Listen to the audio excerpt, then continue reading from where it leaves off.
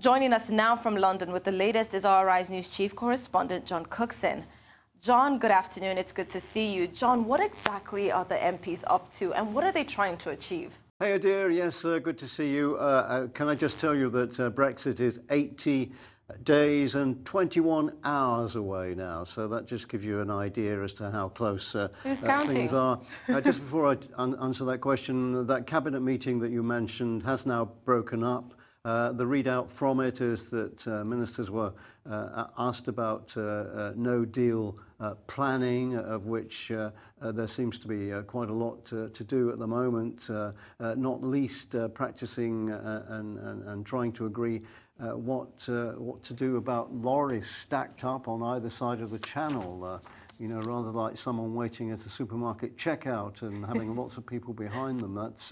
That's what's facing the UK, that Dover-Calais crossing at the moment. So that's something that ministers are getting their head around, and also how to get vital medical supplies into the UK on a speedy basis. The Pensions Minister, Pensions Secretary, sorry, Amber Rudd, told cabinet ministers history will take a dim view of a cabinet that allows a no-deal Brexit. So that's the sort of background to all of this. Now, to answer your question, what some MPs are threatening to do is to add an amendment, vote on an amendment to the finance bill. This is a technical process whereby they say they will do that if Theresa May won't rule out a no-deal Brexit. And what in effect that will have is that the government will be unable to collect taxes. It's almost similar to the partial shutdown of the US government at the moment over the border. So that's what they're threatening. Now we'll see how that develops during the course of the day. So that's the dynamic situation here in London at the moment. Just stepping back a little bit and looking at it as the bigger picture. It's as I said to you earlier, it's almost like Groundhog Day here at the moment. We have this big vote coming up on November 15th. Sorry, next Tuesday, January 15th. Yeah. Of course, there was a previous vote that was postponed. So that's where we're at the moment. Idia. Well, John, the crucial vote to accept on whether they're going to accept Theresa May's deal is February 15th. So what do you think is going to happen exactly?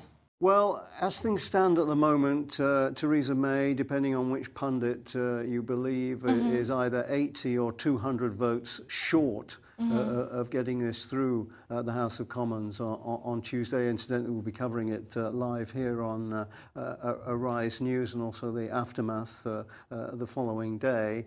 And it's almost like an old car with Theresa May at the wheel heading towards a cliff, waiting for Superman or someone to come and, grab hold of the wheel and steer it away from the cliff edge. At the moment, there are talks going on between London and Brussels to try to get some kind of peace offering from Brussels that would help Theresa May get this bill through Parliament. But the spin that's been given out of Downing Street in the last 24 hours or so is that if it fails to get through on Tuesday, then the government's not ruling out presenting the bill one more time, or even twice, or even three times, until presumably they'll get bored with it and say, look, this is the best deal on the table, this is the only thing we can approve, let's do it.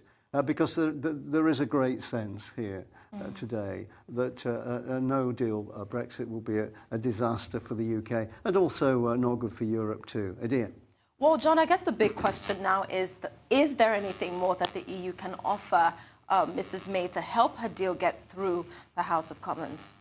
Yes, there is, and what she desperately needs out of Brussels is some undertaking, whether it's legally binding or some form of letter that both sides can be bound by, which would say something along the lines of, if we have this period of transition, 2 years after the UK leaves the EU on March 29th, if we can say with some certainty that there will be a trade deal between the UK and the EU before that period is up, then I think there's a good chance that this will satisfy MPs, because at the moment, as things stand, if there isn't a trade deal organised within that transition period, then the feared Irish backstop comes into play, which is a method of keeping open borders between Northern Ireland and the